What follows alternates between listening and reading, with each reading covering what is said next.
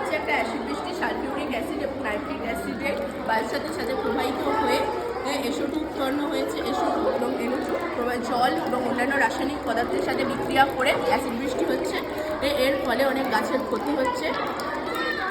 এতে এমনি সাধারণ জলের পিএইচের মান 6.5 থেকে 8.5 হয় এবং পিএইচের মান অম্লিক বৃষ্টির ফলে অনেক কমে যায়, আর সেটা এসে দাঁড়ায় 5.5 থেকে 4 থেকে 5 পর্যন্ত।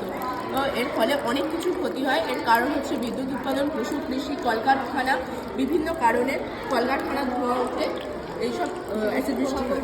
মডেলটা কীভাবে বানালে? মডেলটা এটা মোটরের সাহায্যে জল উঠছে এবং আর এতে এবং এখানে ব্যাটারির সাহায্যে আলো জ্বলছে। আর এইগুলো কি দেখাচ্ছে?